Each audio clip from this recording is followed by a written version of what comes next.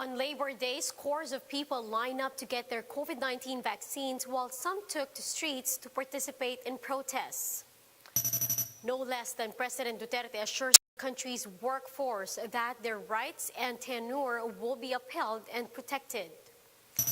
Over 9,000 new COVID-19 infections have been logged, bringing the Philippines' total caseload to above 1,046,000. The first 15,000 doses of Russia's Sputnik V vaccine finally arrived in the country after several delays due to logistical issues. And some residents in Taytay, Rizal may avail of Ayuda grocery style. Find out how this initiative works later in the program.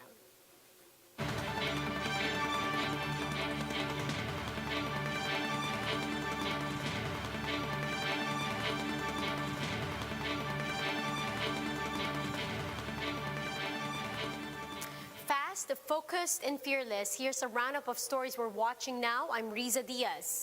Many Filipino workers are feeling hopeful as they receive their first COVID-19 jabs from the government's symbolic Labor Day vaccination drive. JC Cosico with the story.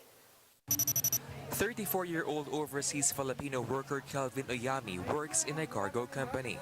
In celebration of Labor Day, he joined hundreds of economic frontliners who received their COVID-19 shots in Quezon City Hall today.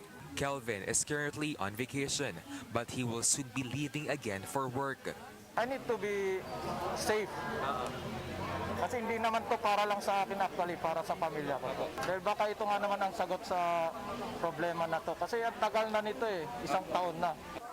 Aside from OFWs, delivery riders and tricycle drivers were also inoculated in the city's drive-through vaccination center. Among them is Miko Ronquillo, who has been a tricycle driver for 3 years. He says the pandemic affected his earnings and he hopes the vaccination would help bring things back to normal. Magpabako na lahat para makapagtrabaho na lahat para gumanda na yung natin. Ng ekonomiya. Gihirap na po eh. But Quezon City Mayor Joy Belmonte says the drive-through vaccination site will only be fully activated once inoculation of those under the A4 priority group begins. Yung layunin yan ay mapabilis, no? Kasi syempre bumabiyahe ang mga toda natin. Kaya gusto namin mabilis sa madaanan na nila yung pagbabakuna. Hindi na nila hihintayin pa yung isa't kalahating oras, no, na nire-require. Health Chief Francisco Duque III says the rollout of jabs for the A4 sector may start by the end of May or early June. Ito po ay dumidepende pa rin sa sapat na bakuna na parating. Wala po dun sa atin na inaangkat ng gobyerno. The government targets the inoculation of around 70% of the country's population to achieve herd immunity, and a chunk of this number is expected to come from the labor force. Meanwhile, symbolic Labor Day vaccination drives are also being held in other cities in Metro Manila. Hindi lang siguro isang araw, kundi mas marami pang panahon ang iaalay ng ating pong gobyerno sa mga ibinubuwis ninyo na buhay, luha, dugo, para lang po makapag-ambag sa ating pong tinatawag na pagpapaunlad ng ating bayan. For News 5, JC Cosico, we are One News. Various labor groups mounted protests in different parts of the country to celebrate Labor Day and assert their calls for intensified support during the COVID-19 pandemic. Alan Tanhusay, spokesperson of the Associated Labor Unions Trade Union Congress of the Philippines, said what workers need are mass vaccination and wage subsidy. Kailangan magkaroon talaga ng mass vaccination sa mga manggagawa. No? Hindi natin masiguro na talagang magiging successful yung ating economic recovery kung ang mga manggagawa natin ay hindi pa nababakunahan. Ikalawa, ang aming panawagan ay ituloy yung pagmimigay ng wage subsidy sa mga manggagawa dahil so far, since March last year, 600,000 workers pa lamang ang nabigyan ng cash assistance mula sa DOLE at sa DTI. So kulang na kulang po ito compared doon sa dami ng mga manggagawa na wala ng trabaho sa kasalukuyan.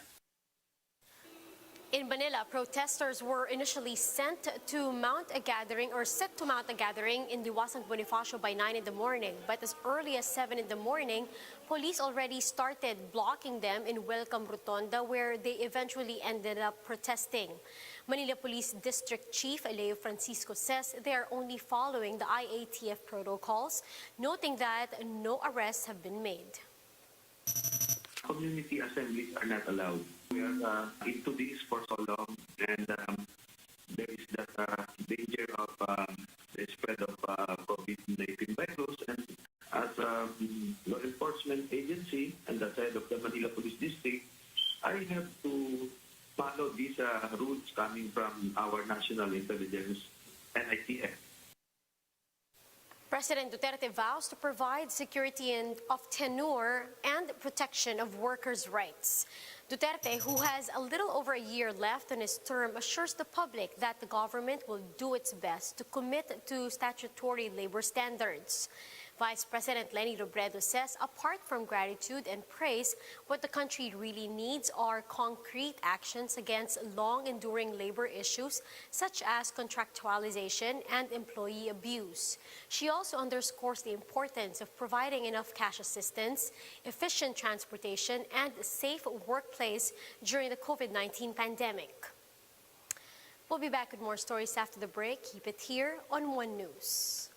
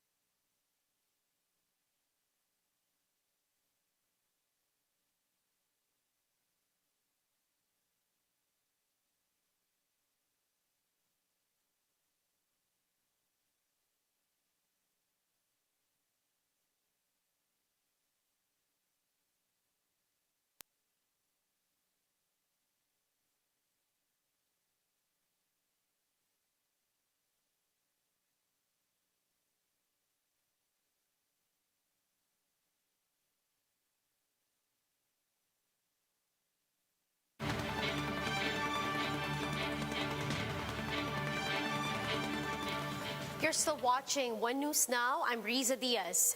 The Health Department reports over 9,000 new COVID-19 infections. That brings the country's case tally to over 1,046,000, some 72,000 of which are still considered active. The virus claimed the lives of 120 more patients in the past 24 hours, pushing the nationwide death toll to more than 17,300. Some 957,000, meanwhile, have gotten better from the disease, with over 10,800 new recoveries reported today. Now, after several delays, at least 15,000 doses of Russia's Sputnik V COVID-19 vaccines arrived in the Philippines earlier today. The vaccines were supposed to arrive on April 28, but were delayed due to logistical concerns. Vaccine czar Carlito Galvez Jr. says the country's, quote, world-class cold storage facilities are now ready for use. These storage units can accommodate from -18 up to -80 degrees Celsius requirement for jabs like Sputnik V. Let's now take a look at other stories from around the world.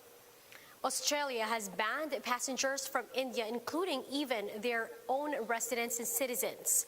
Authorities said the new measure will take effect on Monday, May 3. This comes as India faces a devastating second wave of COVID-19. Still in India, a fire broke out at a COVID-19 hospital, killing 18 people, including 2 healthcare workers. There were about 70 patients at the hospital at the time of the fire, of which 24 were admitted in the ICU. The cause of the fire is yet to be ascertained. And at least 45 are dead and 150 were reported injured in a crush at a mass religious festival in Israel. The stampede erupted after people began to leave and thronged a narrow tunnel-like passage. According to witnesses, people began to fall on a slippery ramp, causing others to trip and sparking panic. From goods, pet food to jeepney fare, the concept of bayanihan in Filipino communities continue to evolve. In Taytay, Rizal, organizers have put up a community grocery inspired by pantries across the country. Let's find out how it works in this report by Laila Panghilinan. Rack stacks with bags of rice, canned goods, and other essential items are being refilled in this area in Taytay, Rizal. They don't call it pantry, but a community grocery. Chosen individuals are given vouchers amounting to 500 points, which they can spend for items they need. These points will be used and deducted to redeem their choice of items, which have corresponding points as their prices. The organizer of this initiative, Tomani Tan, says the community grocery pretty much takes the format of a community pantry. Para yung mga tao, syempre may limit rin yung pag-choose nila para lahat mabigyan natin ng chance. 500 points is like equivalent to 500 pesos. But of course, it's more kasi round off na lang namin. The community grocery organizer said that there is a reason behind the grocery format of the community pantry.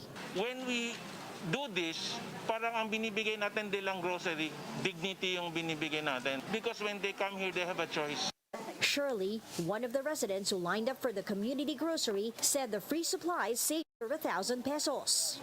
Sa tubig po, saka sa kuryente. Masaya naman po, saka marami naman po sila natulungan. Lalo po ako, solo parent po ako. Kaya napakalaking bagay po yung para sa akin. But how does a resident get a free voucher? Tan says the organizers go from one house to another to conduct a mapping of the community.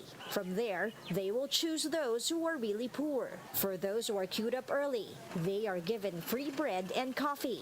But it doesn't end there yet. Recipients are also entitled to free veggies, fish, face shields, and vitamins. PWDs, senior citizens, and pregnant women are also given special treatment. Namimigay kami ng vitamin. Hindi na yan nagmaminus sa points nila. The pamasahe is free, no? At 50 pesos yung pamasahe, seniors, PWD. Tapos the face mask, face shield, the fresh produce, chicken, fish, vegetable, wala na yan sa kaltas sa points nila. To ensure everybody's safety, the grocery is sanitized every time a group of residents come in. Beneficiaries also go through health and safety protocols before entering the grocery. Because of its success, the organizers decided to tour the community grocery in different places. Yung gusto natin, hindi lang makakain sila ng 2-3 araw. Meron silang nalamdaman.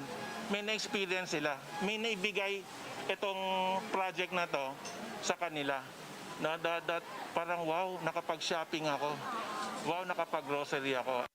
For News 5, Laila Panghilinan. We are One News. Now, for more updates, visit News 5, the Philippine Star, and Business World Online. Visit our website, onenews.ph, for more in-depth analysis. You can also catch One News on Signal Play app. Register for a free account now at www.signalplay.com and stream One News live anytime, anywhere. Mask on, wash hands, and stay safe, Philippines. I'm Riza Diaz. We are One News.